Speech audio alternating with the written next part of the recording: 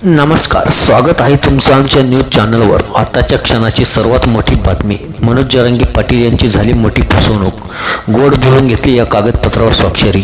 तर या संदर्भातली मोठी आणि सविस्तर बातमी पाहण्या अगोदर आमच्या चॅनलला सबस्क्राईब करा आणि बेल आयकॉनला प्रेस करा। मराठा नेते मनोज जरांगे पाटील यांचा मोर्चा आज लोणावळ्यात धडकणार आहे। त्यांचा मोर्चा आज वाशी येथे मुक्कामी असणार आहे, पण वाशी येथे पोहोचण्याआधी नवी मुंबई पोलिसांनी त्यांची भेट घेतली आहे। नवी मुंबई पोलिसांनी मनोज जरांगे यांना भेट घेऊन मार्ग बदलण्याची विनंती केली।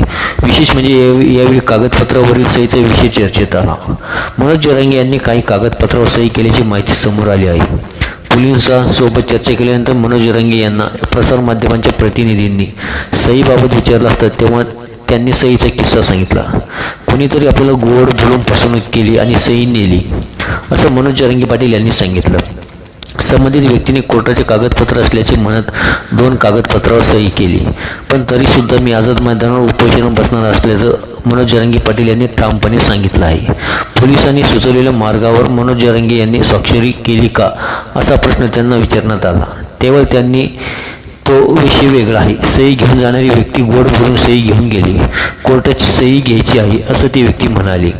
ते कागदपत्रे वाचले नाहीत, एक कागद मराठीत होता आणि दुसरा इंग्रजीत होता। मी सही केली, कोर्टाचं नाव काढलं तेव्हा मी कोर्टाचा सन्मान करतो म्हणून मी म्हटलं सही करणं गरजेचं आहे, कारण आमची सुद्धा माणसं कोर्टात जाणार आहेत, कारण न्यायालय आम्हालाही न्याय देणार आहे, त्यामुळे सही केल्याशिवाय न्याय मिळणार नाही, त्यामुळे मी पटकन सही केली।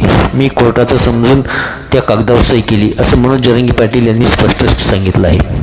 मराठा नेते मनोज जरांगे पाटील यांच्या जालन्याहून निघालेला मोर्चा आज लोणावळ्यात धडकणार आहे।